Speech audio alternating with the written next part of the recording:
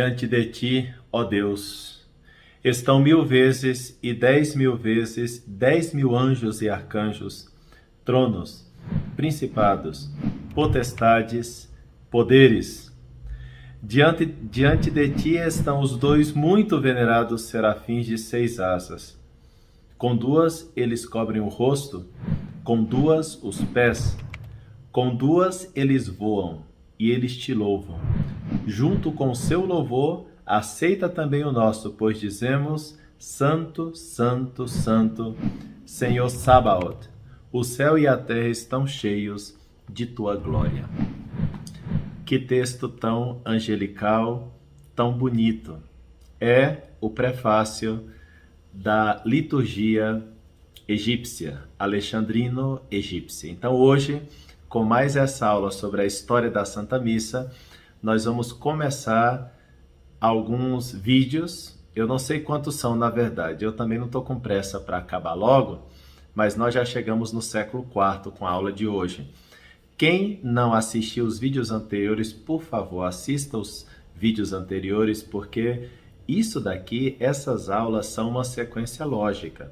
Você vai entender a história da missa desde o Novo Testamento até o seu desenvolvimento atual.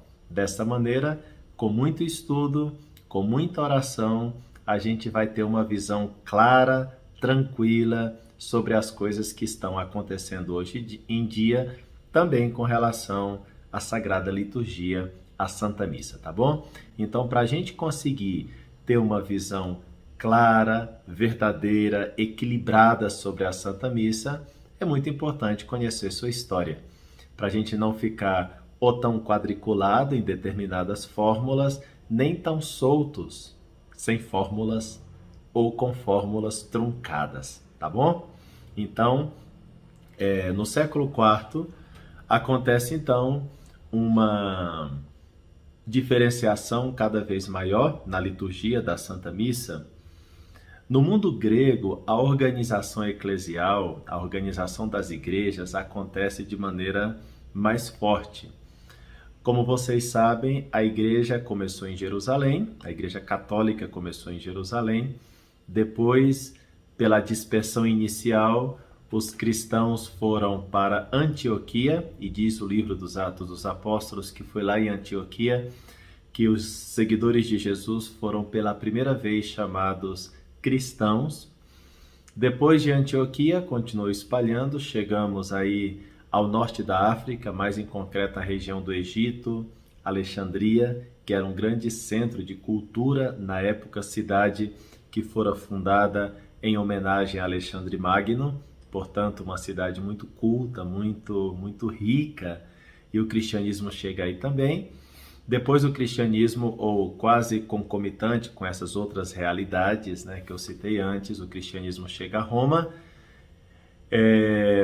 Em Roma, os santos apóstolos Pedro e Paulo são matados, são martirizados, e por isso Roma vira o centro da cristandade, do cristianismo.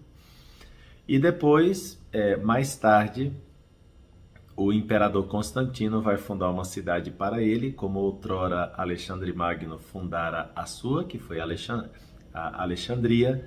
Agora Constantino funda Constantinopla. Bizâncio, né? Então nós vamos ter aí os grandes centros de liderança do cristianismo, a saber, Jerusalém, Roma, Antioquia, Alexandria, Constantinopla. Esses 5 centros de radiação do cristianismo são chamados de os 5 grandes patriarcados do mundo antigo. Então, cada uma dessas igrejas tem um bispo que, assim, tem um poder maior que os outros, tem uma certa presidência com relação aos bispos que estão em torno dele. Daí, nós já estamos vendo o começo das chamadas arquidioceses, onde tem um arcebispo, que de alguma maneira tem um certo papel de presidência com relação àquelas outras dioceses que estão perto da chamada arquidiocese. Evidentemente, o bispo, arcebispo de uma arquidiocese não manda nas outras dioceses, e, no entanto, eles têm uma certa vigilância, uma certa presença maior com relação às igrejas que estão relacionadas à sua arquidiocese. Então, por exemplo, a Arquidiocese de Brasília, que tem o seu arcebispo, tem umas dioceses conectadas a ela, como Uruaçu, Lusiânia, Formosa. Essas dioceses são chamadas de dioceses sufragâneas, tá bom? Que ficam em torno da Arquidiocese de Brasília. Goiânia tem também suas sufragâneas, São Paulo, Rio de Janeiro. Então, aqui no século IV, nós já estamos vendo a presença daquilo que seria no futuro as chamadas arquidioceses. Quais são as igrejas principais do mundo antigo, ou as arquidioceses, ou para ser mais exato, os 5 grandes patriarcados do mundo antigo do cristianismo?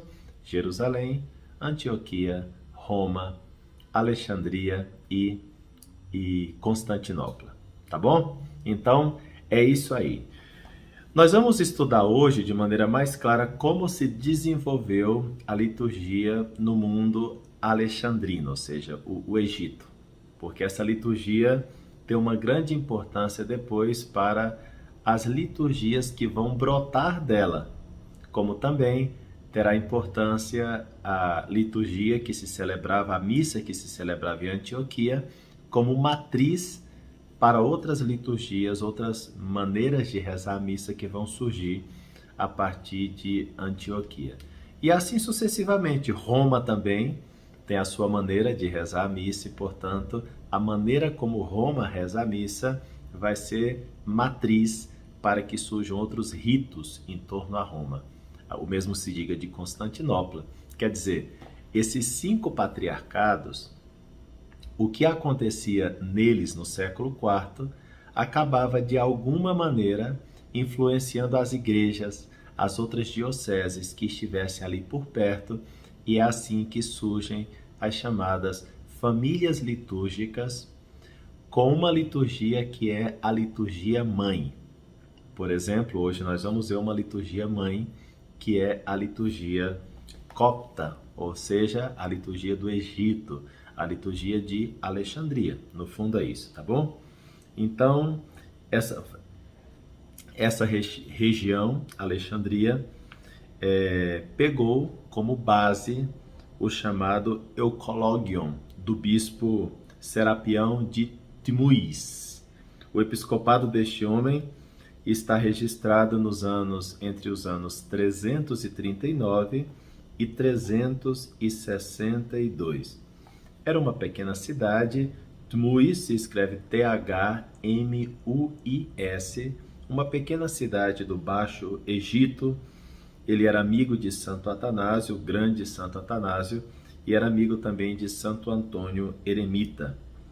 E a sua liturgia, ou seja, aquilo que esse santo bispo realizou como contribuição para a missa, foi descoberta apenas em 1894, no mosteiro do Monte Athos, que é um famoso mosteiro do mundo ortodoxo.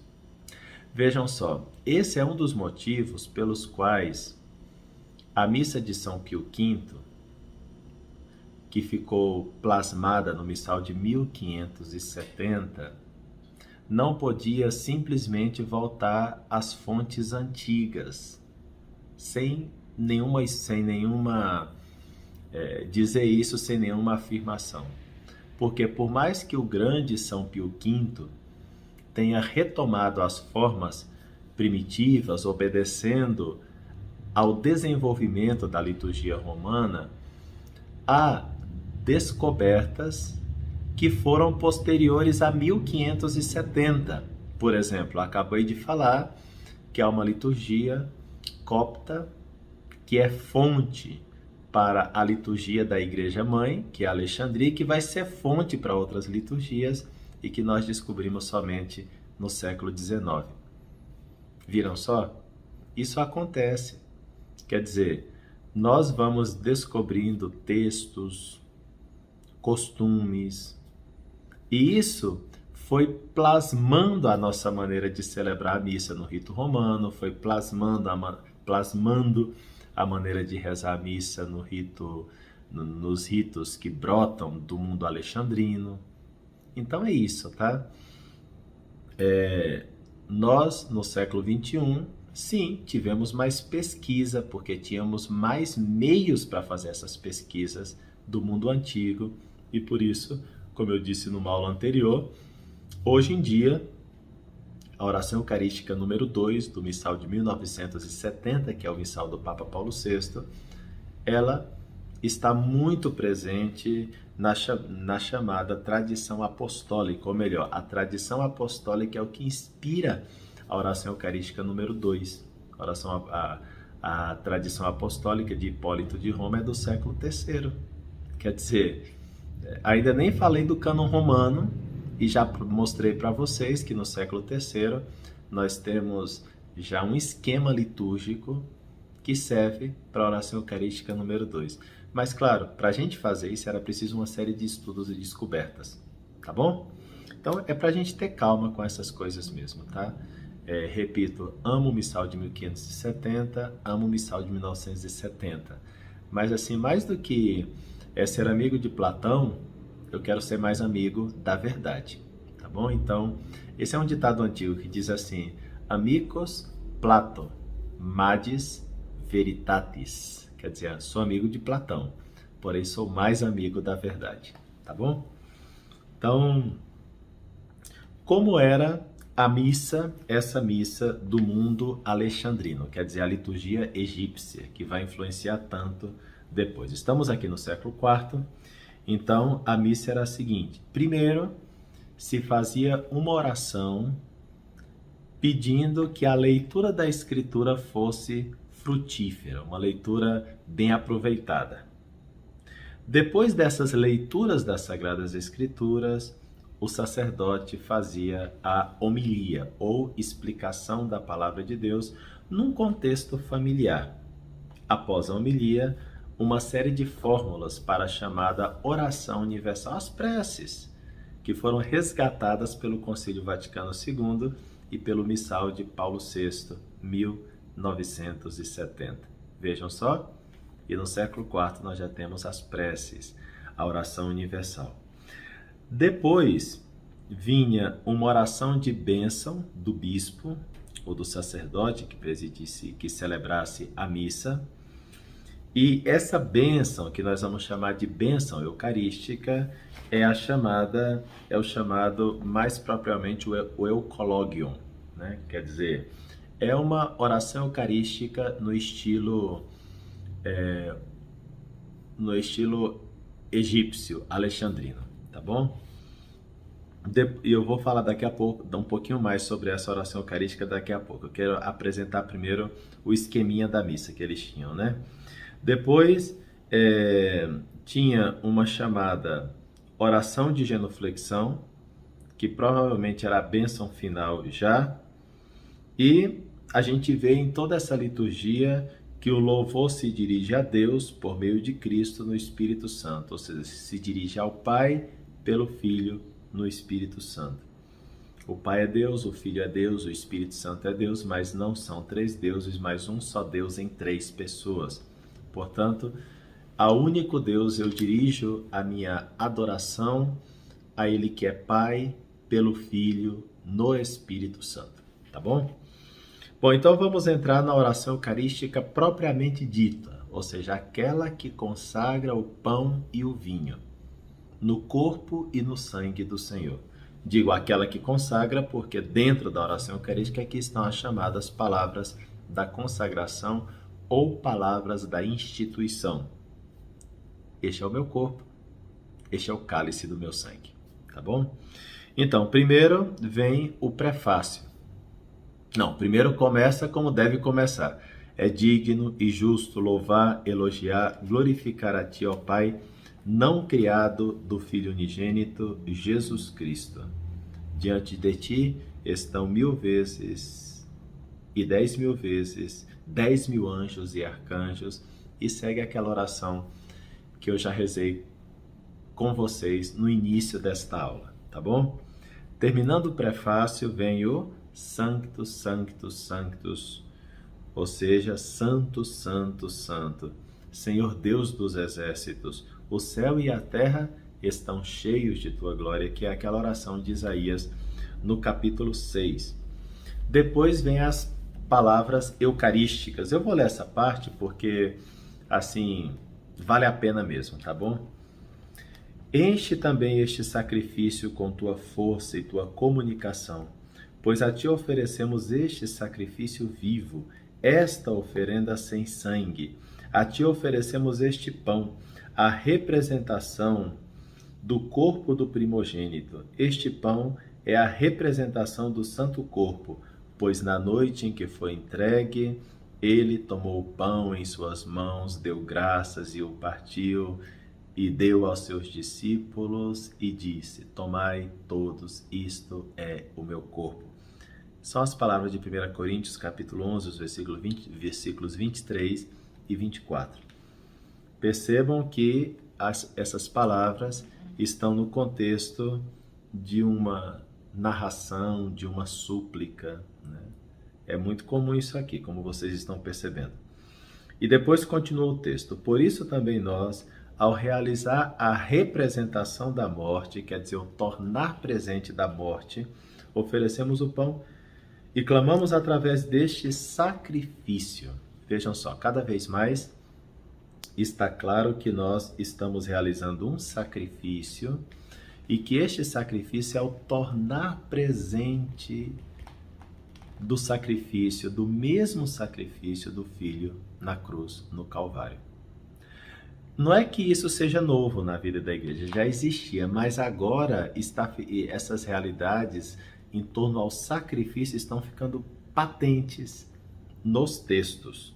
Desde que falou de sacrifício vivo, oferenda sem sangue, de novo a palavra sacrifício, representação da morte ao tornar presente a morte do Senhor na missa. E continua o texto. Seja misericordioso para com todos nós e deixa-te reconciliar, Deus da verdade. E como este pão estava espalhado, assim reúne tua santa igreja para ser a igreja católica una e viva. Vejam só a consciência também eclesiológica que vai surgindo cada vez mais. As notas da igreja vão progressivamente se explicitando. A igreja una, santa, católica e apostólica. E segue o texto. Oferecemos também o cálice, a representação do sangue, pois o Senhor Jesus, na noite em que foi entregue, tomou o cálice, deu graça, tal. Este é o cálice do meu sangue. Nesse caso, o texto segue as palavras de Mateus 26, 27. Por isso também nós oferecemos o cálice como representação do sangue, que desça ao Deus da verdade teu santo logos, ou seja, tua santa palavra sobre este pão, para que o pão se torne o corpo da palavra e conceder que todos os que participam recebam um remédio da vida. Vejam só que texto precioso, não se parece nem a oração eucarística primeira, nossa ou o cânon romano, não se parece a oração eucarística terceira, não se parece a nossa quarta, nem as nossas orações eucarísticas romanas, e no entanto, uma liturgia que não é romana, é egípcia, tem a mesma estrutura da nossa oração eucarística, ou seja, prefácio, santo, palavras que introduzem as palavras da consagração e depois segue as preces, né, que o sacerdote realiza até chegar à comunhão. Existe aí depois que já está consagrado, existe a prece, uma oração para que os fiéis façam uma comunhão frutífera. Nessa missa também está claríssima um momento de oração pelos mortos. Vejam só, a consciência do purgatório cada vez mais presente na Santa Missa. Claro, porque se eles estão no céu, não precisa rezar por eles, né? Se eles estão no inferno, não precisam rezar por eles. É só uma alma em um estado de purificação que precisa de oração. Inclusive, já se lia nomes de pessoas dentro da celebração eucarística. E também se rezava pelos mortos. A oração eucarística termina com uma doxologia, ou seja, com palavras de louvor a Deus, como são as nossas por Cristo, com Cristo, em Cristo. A vós, Deus Pai Todo-Poderoso, toda honra e toda a glória, agora e para sempre, ao que os fiéis respondem com um grande amém, né? E muitas vezes, inclusive, cantado. Logo após a doxologia, ou por Cristo, com Cristo, em Cristo, nós temos então a partição do pão, quer dizer, o momento da comunhão, uma oração de agradecimento do celebrante, que nós temos também no nosso Oremos, né, após comunhão, e depois, então, terminou a Santa Missa, tá bom? Então, vejam só, a estrutura é a mesma missa que nós temos hoje, mas a oração eucarística não é a mesma, né? Não tem, assim, tem uma estrutura semelhante à nossa, mas não é a mesma, digo, nas palavras, né? Não temos nenhuma oração eucarística na liturgia romana que se pareça a isso, né? E, no entanto, vejam só, a Santa Missa aconteceu, o pão e o vinho foram consagrados no corpo e no sangue do Senhor. Esses cristãos do século IV do norte da África tinham a Eucaristia como centro de suas vidas, e é isso. Tá vendo? Mais do que amarrados a fórmulas fixas, os cristãos tinham um esquema celebrativo. Cada vez mais, e principalmente a partir do século IV, os padres já não poderão inventar textos dentro da liturgia, porque esses ganharão cada vez mais fórmulas fixas para que as missas sejam rezadas. Detalhe, esses textos muitas vezes não foram copiados. O povo antigo tinha uma grande facilidade para a memorização. Então, simplesmente, os padres aprendiam aquelas orações de memória e iam passando para os próximos padres que viriam.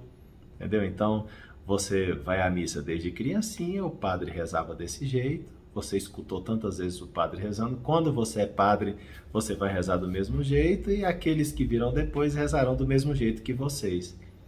É um passar por tradição. A liturgia também vive um momento de tradição. Só depois a gente vai consignar, vai colocar esses textos por escrito, tá bom? Então não percam a próxima aula, porque nós vamos então, depois dessa aula sobre a liturgia copta ou liturgia egípcia, alexandrino-egípcia, nós vamos então para o mundo de Antioquia. Então a próxima aula eu vou falar sobre a liturgia que se fazia, que se realizava, a missa que se realizava naquela região da Antioquia, que é o segundo lugar no qual os cristãos se encontram depois de Jerusalém, e é o lugar onde São Pedro também foi bispo, porque Pedro, antes de ser o bispo de Roma, foi bispo de Antioquia, e é Antioquia que nós somos chamados de cristãos, e Antioquia era a base do apóstolo Paulo. Assim como Alexandria está muito ligado ao evangelista São Marcos, né? Tanto é assim que os coptas, os egípcios, cristãos egípcios, têm uma grande veneração a São Marcos. Assim também os antioquenos vão ter uma grande devoção a... Calma lá, vamos esperar o próximo vídeo, senão eu adianto muito, tá bom? Então, quem for impaciente, quem for nervosinho, quem quer saber tudo de uma vez, vai ter que se aguentar, tá bom? Porque aqui nós estamos fazendo um estudo contemplativo. A gente quer saber as coisas com calma, com serenidade, e dessa maneira que a gente realmente aprende. Tá bom, pessoal? Então, Deus abençoe a todos vocês. Até a próxima aula.